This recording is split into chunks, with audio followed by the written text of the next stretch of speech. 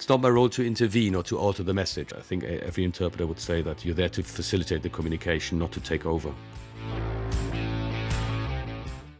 And welcome everyone to Slater Pod. So last week, Team Slater was traveling and hosting a SlaterCon remote, very successful. But today we're really happy to have Jan Rausch on the pod. So Jan's a successful professional conference and business interpreter for German, English, and French. Hi Jan, where does this podcast find you today? Hi Florian. Hi everyone. Thanks for having me. I'm in Manchester at the moment, which is where I'm based. So I'm not always in Manchester due to my work, but you've found me in my home place, Manchester, today. Sunny Manchester. Sunny Manchester, yeah, overly sunny. As always. There you go. So yeah, now we find you in Manchester, but I assume you're traveling a lot, right? I am traveling a lot again. As you were saying, I'm a freelance interpreter. Conference and business is kind of what I market myself as. And you said rightly, my working languages are German, English, and French. So with the ABC lettering, it's German A, that's my native language. English is my B language, so that's the one I can interpret into and out of, but it's not my native. And French is my C language, so that's passive, as it were. So I only interpret out of French into German and not the other way around. But yes, you were saying in terms of traveling, the whole on-site market has kind of reopened big time for me anyway, and for a lot of colleagues as well. So I'm actually recovering from COVID at the moment, which I picked up on my last job, most likely. But that's a different story. So the last 3 weeks have been quite travel intense for me. So Scotland, 2 different jobs in Scotland, and then Germany, Italy again, and then finally coming back.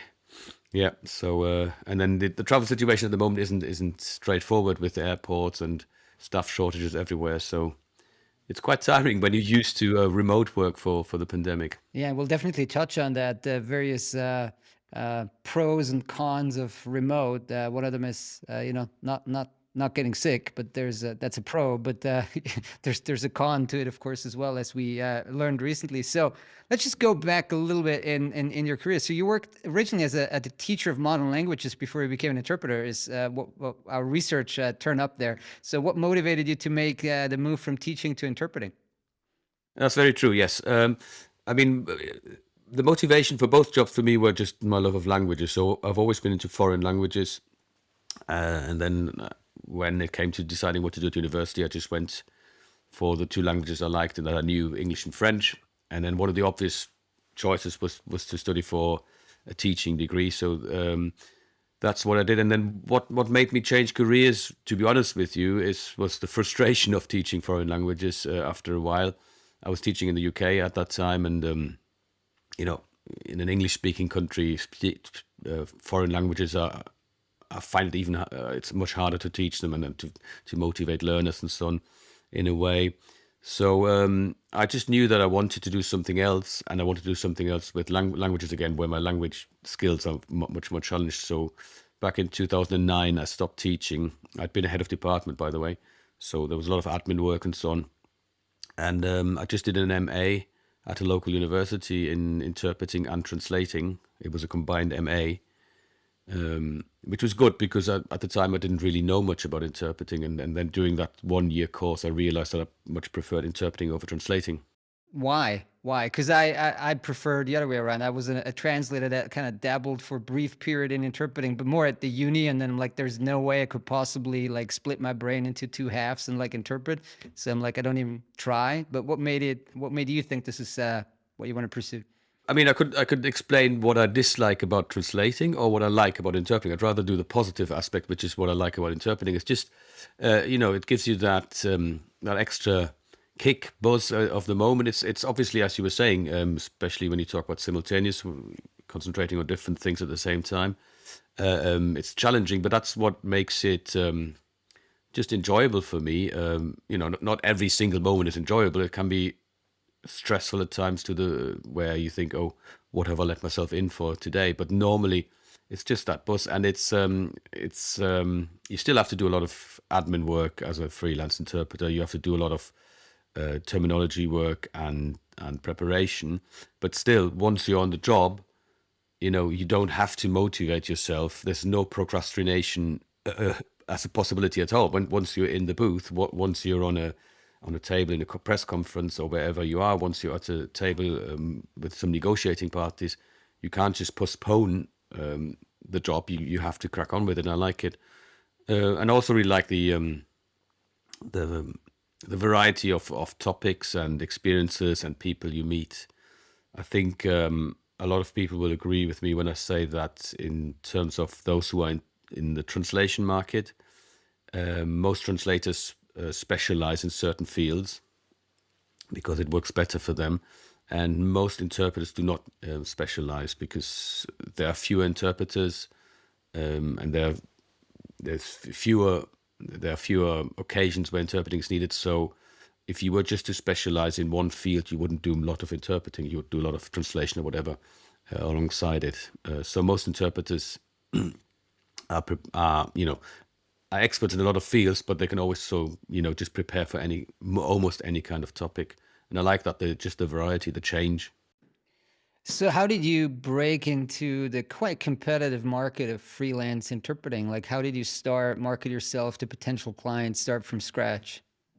I didn't break into it. I think like most people, I eased myself into it, and I think that's probably one of the most difficult things when you establish yourself as a freelance interpreter.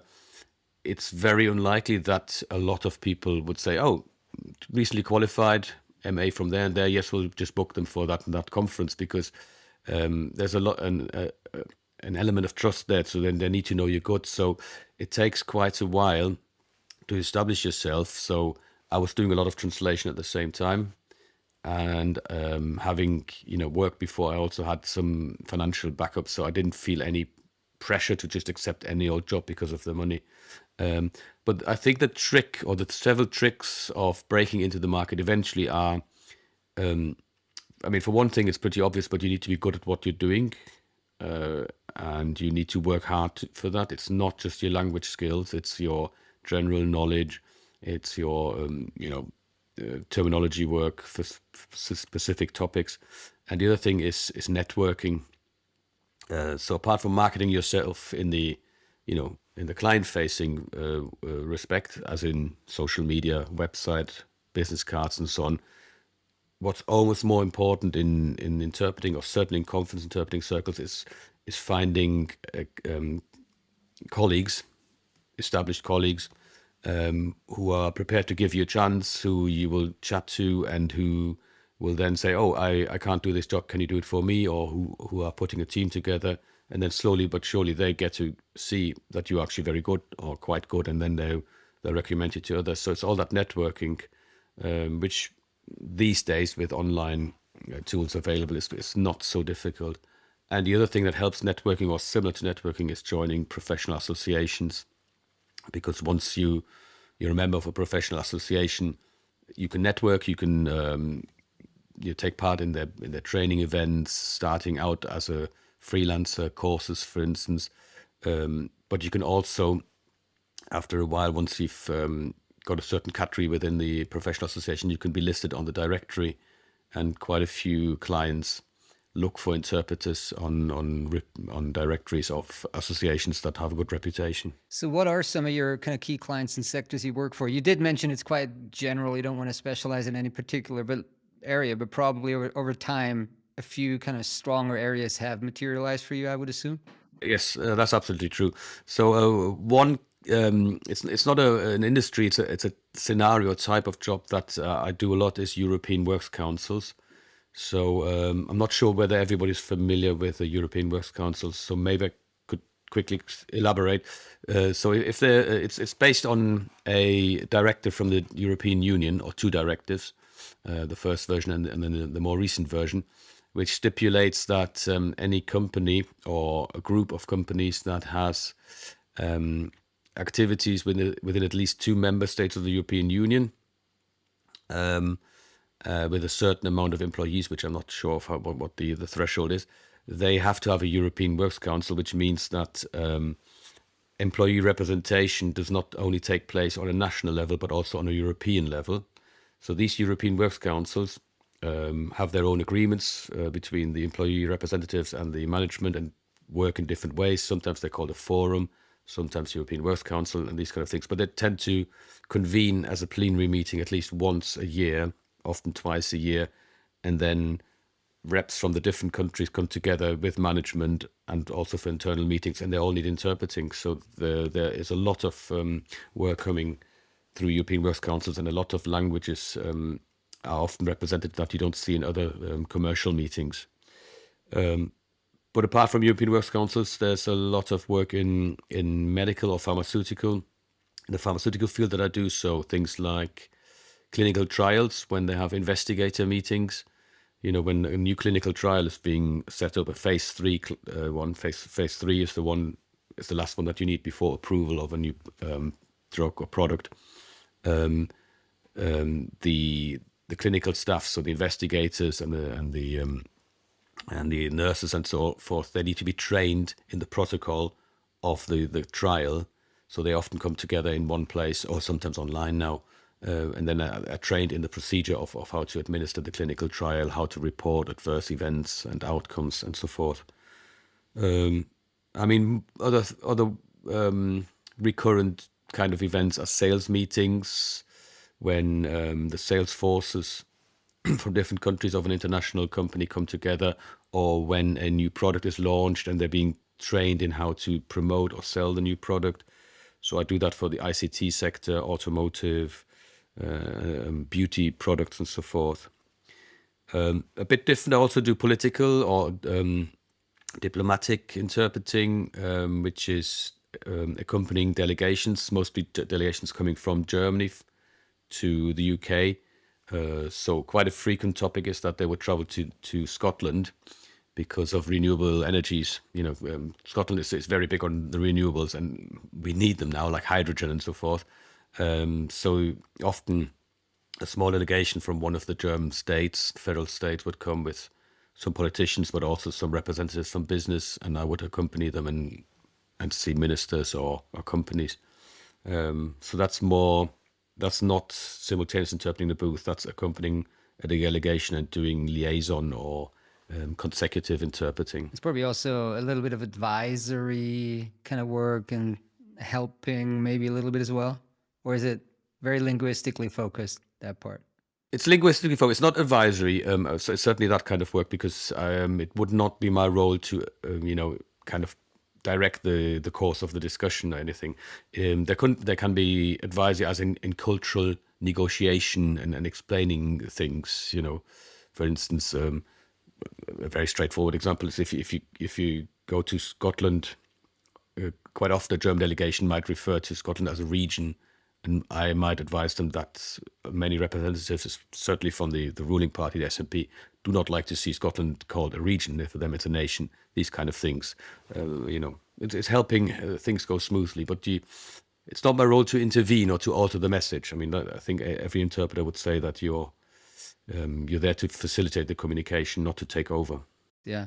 So what's the split between like simultaneous and consecutive, and like when we're talking about simultaneous, like is it often, do you work in pairs? Do you do solo? If you do solo, like how long can one do solo simultaneous? Like that's super hard, of course.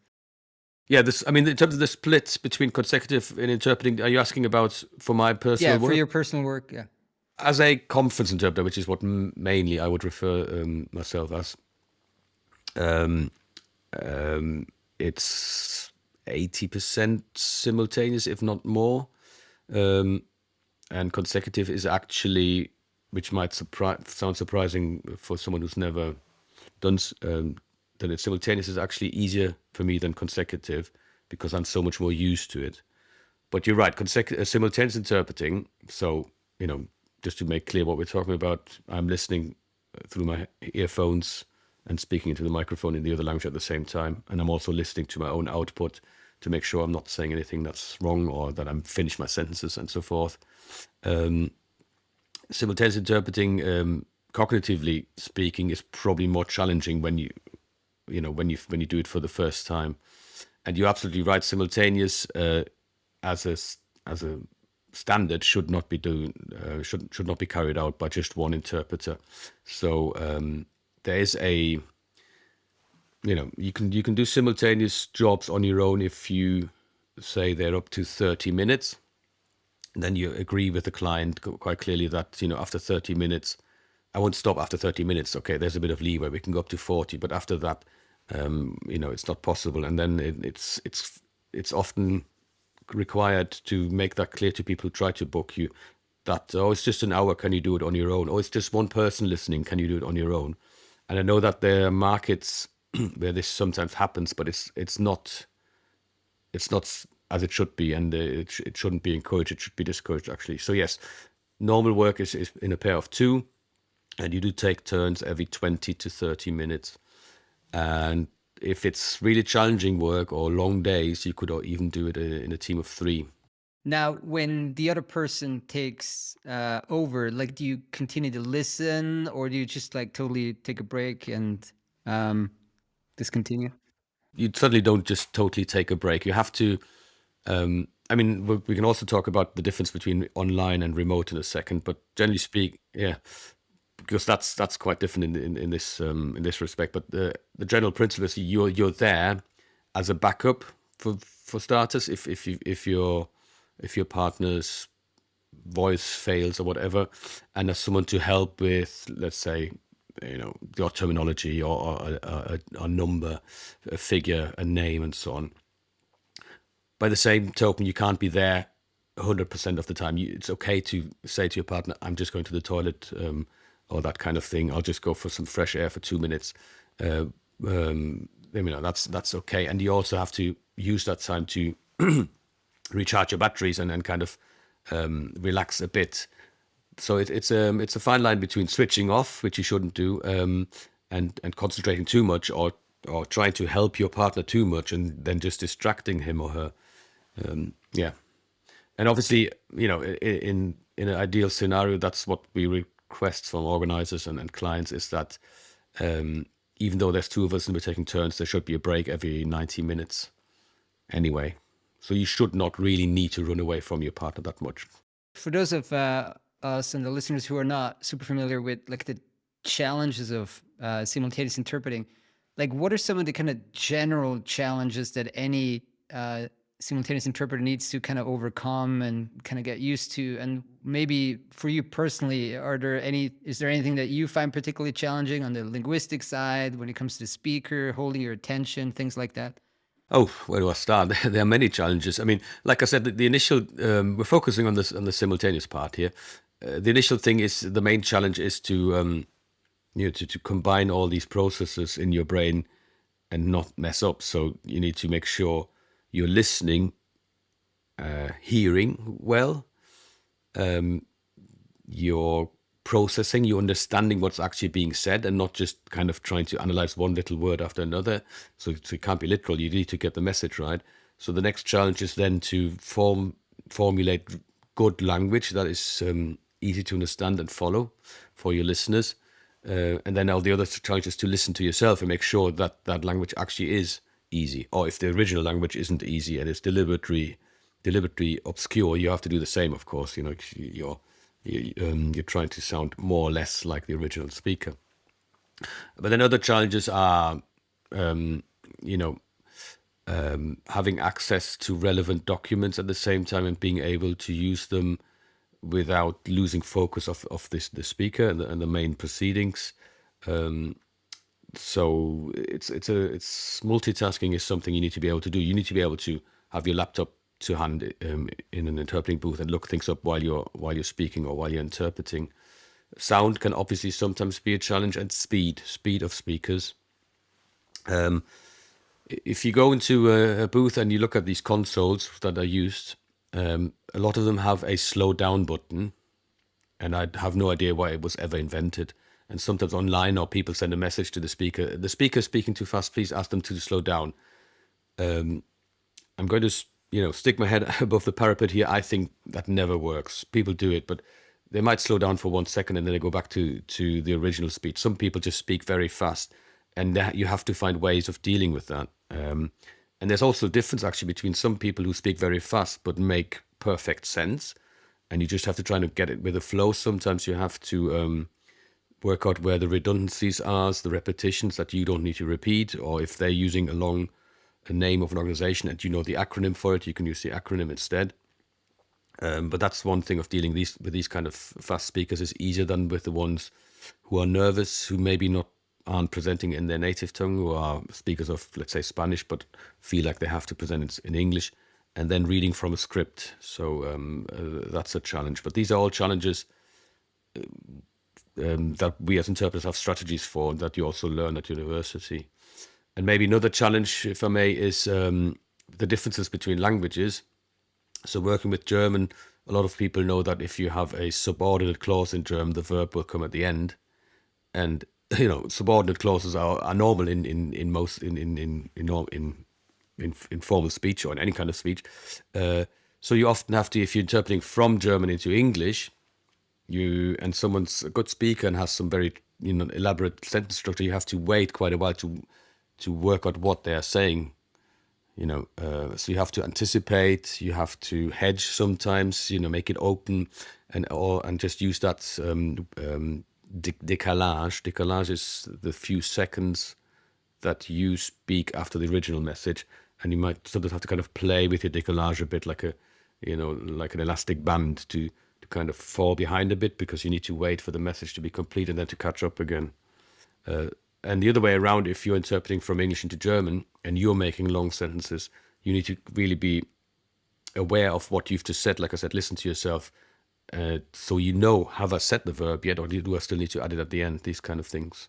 Have I not said it? Have I said it?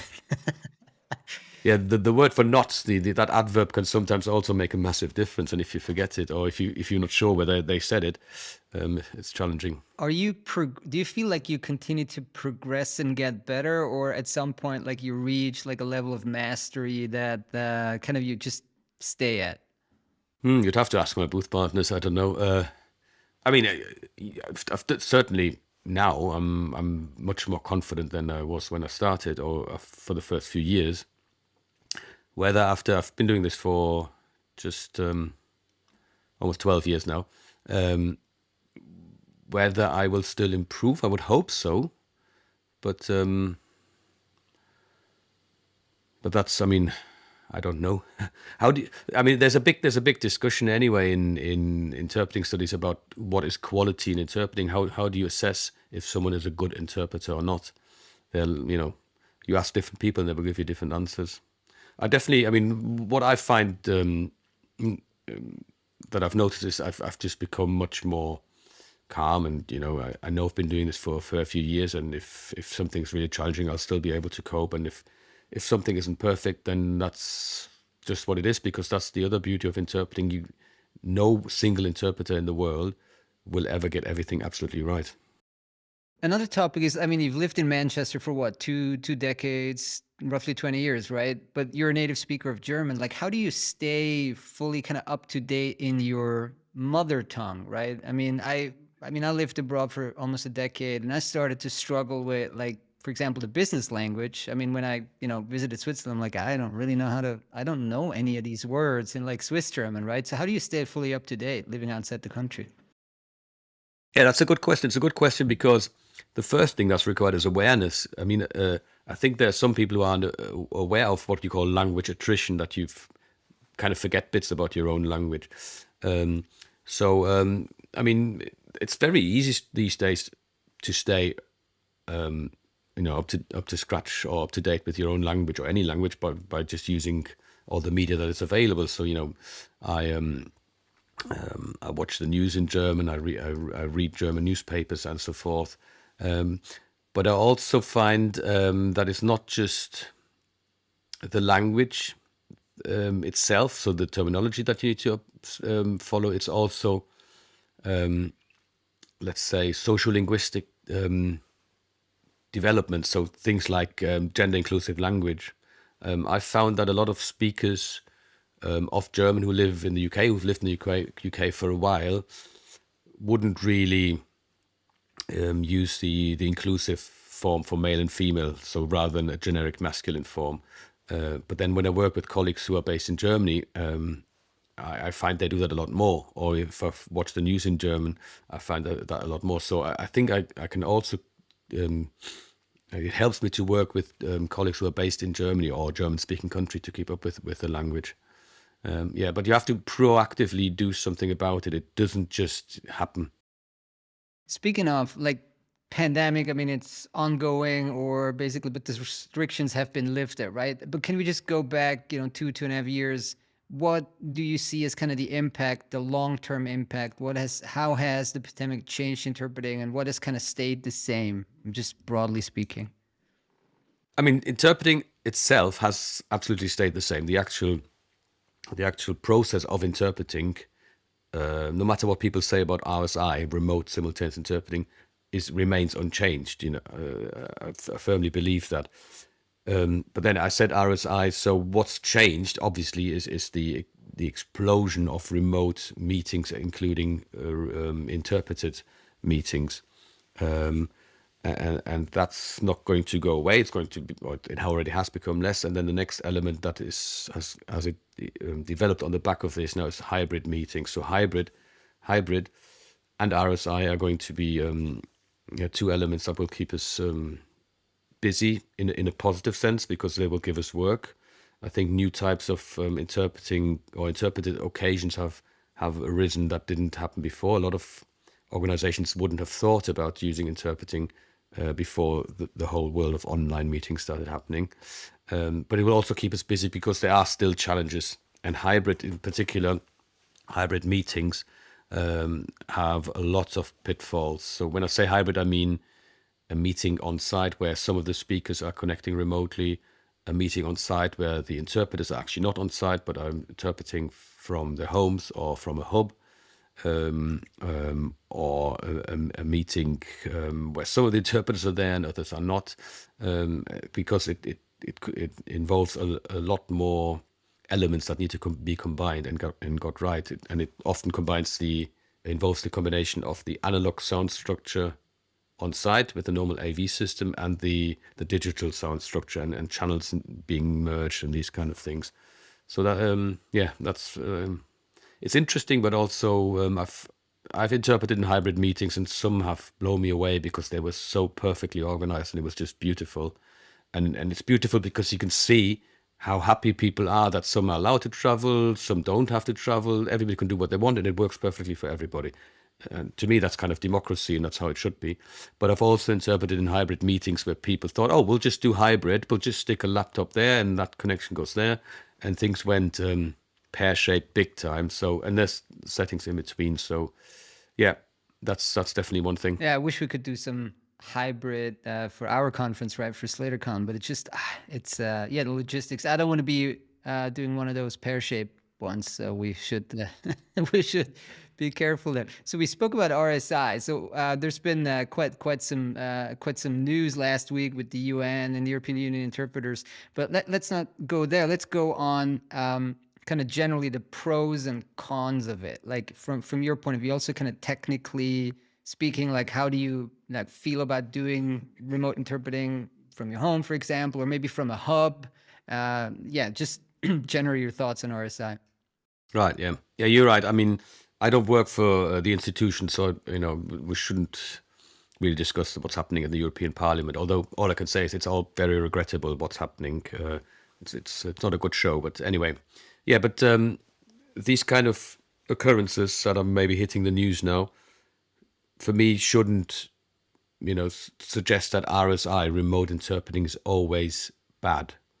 It has elements that we still need to improve, and it has elements that can impact your health, particularly hearing, that must not be forgotten about. But it also has positive elements, also for the amount of work it can provide to, people with, and yeah. So if we talk about sound, there are things every individual interpreter can do to protect their hearing when working remotely. One thing, for instance, is, as I was saying, we take turns. So when I'm not interpreting and I'm working remotely from my home office, I will take these off and I will switch to loudspeakers So that gives me, normally I would have 100% input just to the earphones. That way I only have 50%. And the less you expose your ears to sound, be it toxic sound or other sound, the better. Then, you can protect yourself with using the right technology. For instance, I use a sound limiter at home as well, which allegedly protects me against acoustic shock, and it limits the volume. So that's one thing that makes me feel a bit safer. But obviously, the main thing is the incoming sound, the quality of that. And there's a lot of frustration, which I think is understandable, because interpreters and associations and even clients try so much to educate those who are responsible for producing the sound, i.e. mainly the speakers, on what kind of microphone and Ethernet connection and so on to use. And still a lot of people are just refusing to do it, or not getting the message, and it produces sound that sometimes cannot be interpreted. And then it's very important for us, the interpreters, to make that clear. We can't interpret this.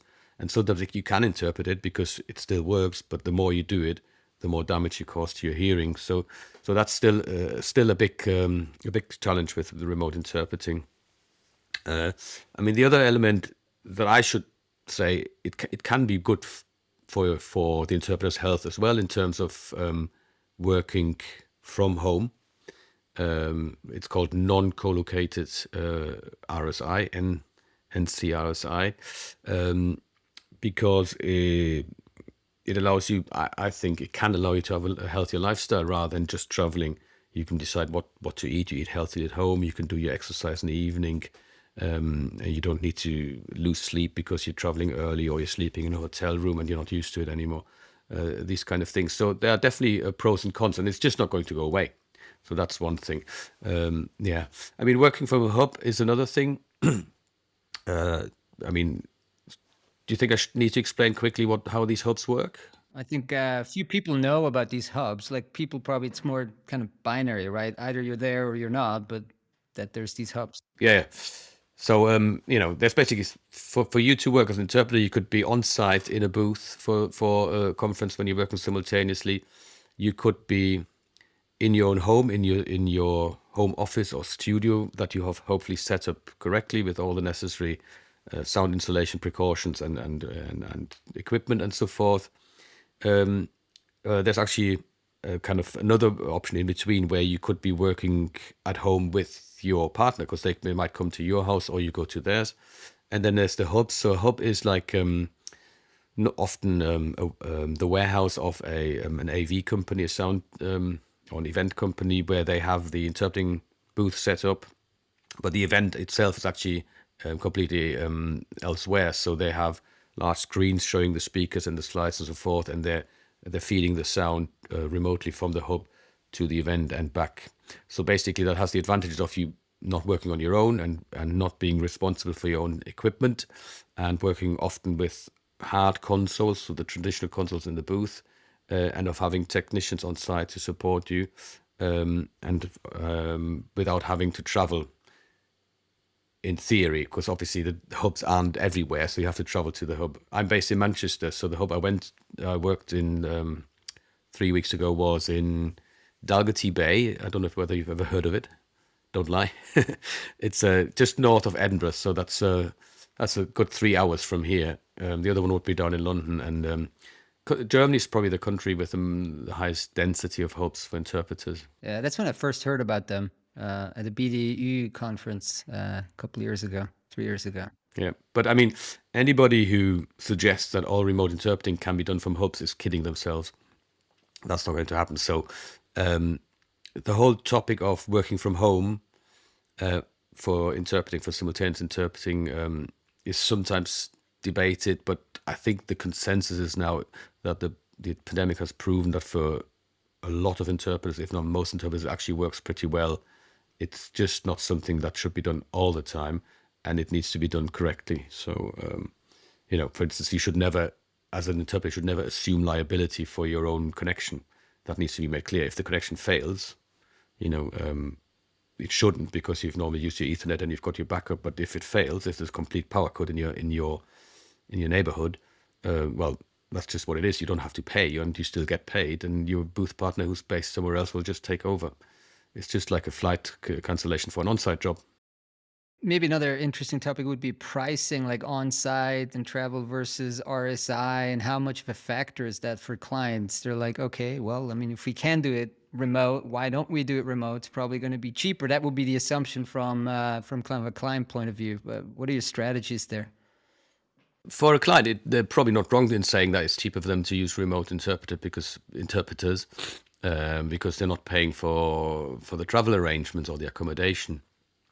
But it sounded a bit as though he was suggesting that the actual fee we're charging for working remotely should be lower, and that's more or less the opposite. Maybe it's even higher because it's more demanding, right? More demanding. It's even more demanding. It's more demanding. I mean, pricing is everybody. We're not a regulated profession. We can't price fix, which I think is a good thing. So everybody needs to be setting their own fees together with the team that they're working with. But by the same token, you have a certain responsibility for not going too cheap and then ruining the market for everybody else. But yes, pricing it's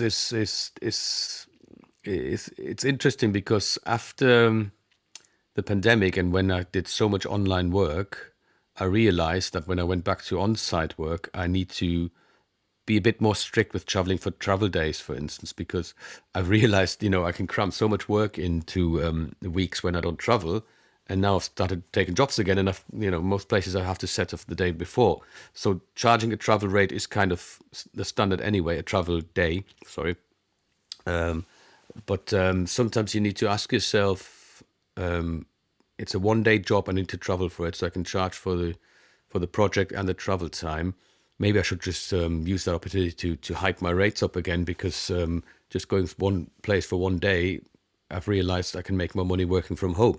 So yeah, pricing is interesting. And then the other thing with working from home, if you agree with a client that your job clearly just takes 1 hour, give or take a few minutes, and you have 2 or 3 jobs like that, you can do several jobs in a day. But that should not mean. I mean, you have to be honest to your client. That how long you're available for. You shouldn't try and double book. That's a very no thing to do. But then obviously you have to in your pricing reflect the fact that you can actually do 3 jobs in a day. For me, that doesn't mean I lower my fees. It just means that for me, remote can actually become more profitable. It's interesting how those 2 years have kind of shown so many people the opportunity cost of travel in such a kind of stark way. For me as well, it's like I traveled for 2 days. I'm like, well, there was a lot of time in the car, on the airport. Like, am I really working at the airport? Not really. Like, I mean, I try, but it's definitely not as efficient as like, here in my setup. So I think the opportunity cost has become a lot clearer. Yeah. Having said that, there's also, I don't do the job just for money. I also do it because I enjoy it, and I enjoy meeting people that I work for. I enjoy meeting my colleagues, and I do enjoy some of the beautiful sites that the jobs take me to, and the locations. So it's yeah. So it's that's also part of the reason that a lot of interpreters don't want to just work remotely, which is absolutely understandable. And also for some kind of events, it's very important for the delegates or whoever it is, the members of an organization, to be there on site, and to have interpreters on site that don't just sit in the booth, but maybe can help with a little conversation during the break or even over dinner and these kind of things. And that cannot be done remotely. Yeah. So to end, like, what would be your piece of advice for like graduate students who are, right now in an MA program, some other program, and wanna launch a similar career to you? Well, I mean, it's partially what I said before. It's networking. So you can join an association whilst you're a student. Often you can join as a student member, which is probably free with a lot of associations. With the internet, you try and attend as many events as possible. And again, so these could be just CPD courses or networking events. Work on your languages. So, I mean, you have to ask yourself as a conference interpreter, do I want to go for the institutional market or the private market? I mean, I'm working the private market with a few exceptions. And in the private market, which I would have thought is a bigger market than working for the institutions, you have to have two active languages, so an A and a B, or double A if you're bilingual. And I think that's sometimes forgotten by some students. Thinking, I think some university courses still focus on the EU and the UN a bit too much, where the system is that you just interpret into your A language and just need 2, 3 passive languages, C languages. But I think the more people probably need to be aware that you need to have a good, strong B if you want to make it in the private market, because most private market jobs are biactive. So you're in a booth where you have to go in both directions, between English and German, for instance. And even if you want to go for the institutions, you will probably start out in the private market first. So I think that's one big advice: work on at least 2 languages, so your native language and one strong other language. Should they have a Twitter account? Because you have at Entourage, and you're very active on Twitter. It's a great account to follow. I encourage everybody to do that. Has that ever helped you on kind of the networking side as well? Yes, I mean, the one thing I'm not sure is whether it's ever got me a job, because Twitter is made for bubbles, isn't it? So I think most of the people I interact with are people who are in the interpreting or languages world. But it definitely helps. I mean, it definitely helps with finding out about new developments. I'm not saying Twitter is mandatory for everybody who works or who graduates, but it's just just a simple hashtag, hashtag 1NT, which is like the official interpreting hashtag. If you're starting out new and you use on Twitter and you look for that hashtag once every week or so, you'll just follow the developments. And not everything that people say on Twitter makes perfect sense, and you will see some very contradictory messages. But yeah, I think go for it. I mean, while a certain industry leader hasn't bought it yet, go for it.